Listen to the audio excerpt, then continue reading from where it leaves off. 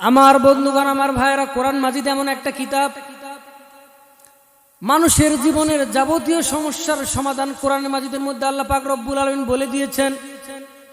আল্লাহ পাক রব্বুল আলামিন বলছেন, ওয়ানাজ্জালনা আলাইকাল কিতাবা তিবয়ানাল লিকুল্লি শাইইন ওয়া হুদান ওয়া রাহমাতান ওয়া বুশরা লিল মুসলিমিন। আল্লাহ পাক রব্বুল আলামিন বলেন, ওয়ানাজ্জালনা আলাইকাল কিতাব, আমি আল্লাহ পাক রব্বুল আলামিন কিতাব নাজিল করেছি তিবয়ানাল লিকুল্লি শাই, প্রতিটি জিনিসের বিবরণ দিয়ে আমি আল্লাহ পাক রব্বুল আলামিন কোরআন নাজিল করেছি।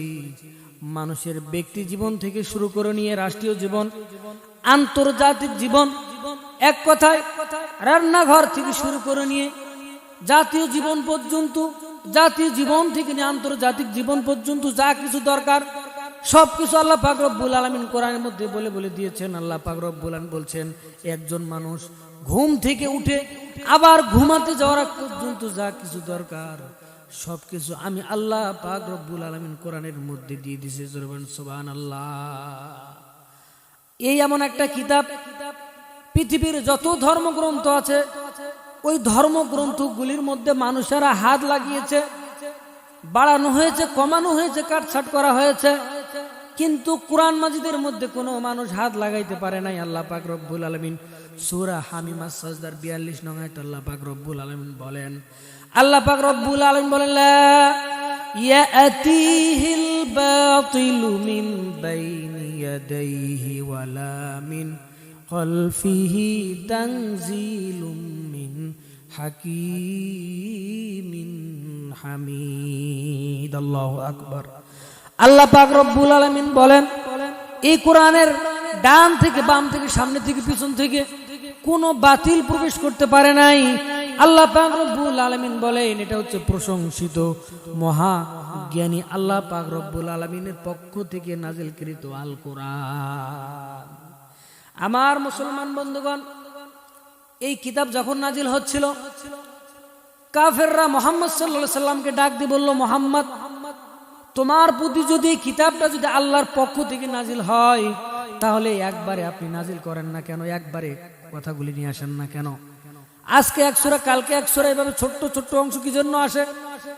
আল্লাহ পাক রব্বুল আলামিন কাফেরদেরকে চ্যালেঞ্জ দিয়ে দিলেন, ও আমার মুহাম্মদ সাল্লাল্লাহু আলাইহি সাল্লাম, আপনি কাফেরদেরকে চ্যালেঞ্জ দিন, এটা যদি এই কিতাবের মধ্যে তারা যদি সন্দেহ পোষণ করে, আল্লাহ পাক রব্বুল আলামিন কোরআন মাজিদের মধ্যে জানিয়ে দিলেন। আল্লাহ পাক রব্বুল আলামিন বলেন, আম ইয়াকুলুনা ইফতারাহু কুল ফাআতু বিসূরাতিন মিন মিসলিহি ওয়াদউ মান ইসতাতআতুম মিন দুনিল্লাহি ইন কুনতুম সাদিকিন। জোরে বলুন আল্লাহু আকবার।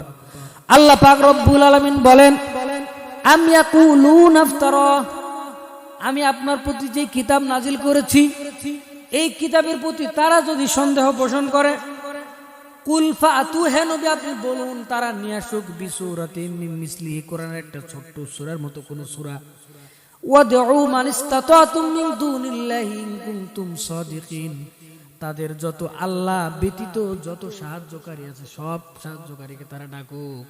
ইন কুনতুম সাদিকিন, তারা যদি তাদের কথায় সত্যবাদী হয়ে থাকে তাহলে কোরআনের মতো একটা কোরআন তারা বানিয়ে নিয়ে আসো। আমার মুসলমান বন্ধুগণ, আল্লাহ পাক রব্বুল আলামিন চ্যালেঞ্জ দিয়ে দিলেন। পৃথিবীর শুরু থেকে নিয়ে যখন কোরআন নাজিল হচ্ছিল, এই চ্যালেঞ্জ শুরু হওয়ার পর থেকে নিয়ে আজ পর্যন্ত কোনো মানুষ কোরআনের এই আয়াতের চ্যালেঞ্জ গ্রহণ করতে পারে নাই, কাফেররাও পারে নাই, আর কিয়ামত পর্যন্ত পারবেও না। আল্লাহ পাক রব্বুল আলামিন যখন দেখলেন কাফেররা কোনো চ্যালেঞ্জ গ্রহণ করলো না, আল্লাহ পাক রব্বুল আলামিন আরো একটা চ্যালেঞ্জ দিয়ে দিলেন।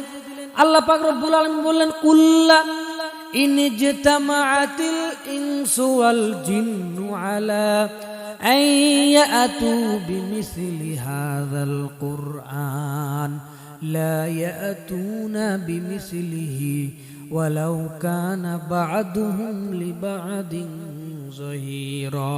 আল্লাহু আকবার।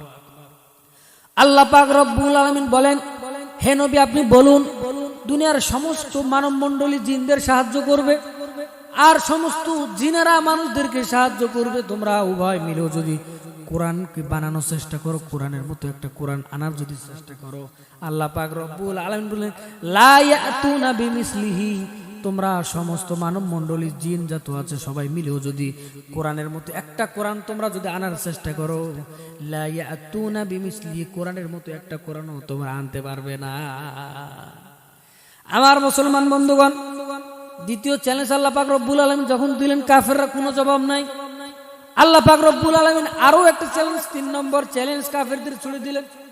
আল্লাহ পাক রব্বুল আলামিন কোরআন মাজিদের সূরা বাকারার মধ্যে বলছেন, আল্লাহ পাক রব্বুল আলামিন বলেন ওয়া ইন কুনতুম ফি রাইবিম মিম্মা নাযালনা আলা আবদিনা ফাআতু বিসূরাতিম মিন মিসলিহি ওয়াদউ মান ইসতাতা'তুম ওয়াদউ শুহাদাআকুম মিন দুনিল্লাহি ইন কুনতুম সাদিকিন।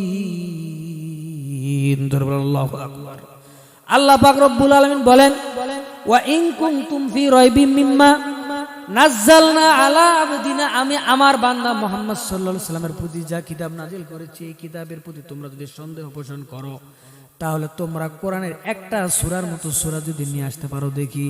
ওয়াদউ মান ইসতাতা'তুম, তোমাদের যত সাহায্যকারী আছে সমস্ত সাহায্যকারীকে ডাকো। ইন কুনতুম সাদিকিন, যদি তোমরা তোমাদের দাবিতে সত্যবাদী হও। 1400 বছর হয়ে গেল, এই চ্যালেঞ্জ কেউ গ্রহণ করতে পারে নাই। কিয়ামত চলে আসবে, তবু এই কোরআনের কেউ চ্যালেঞ্জ গ্রহণ করতে পারবে না।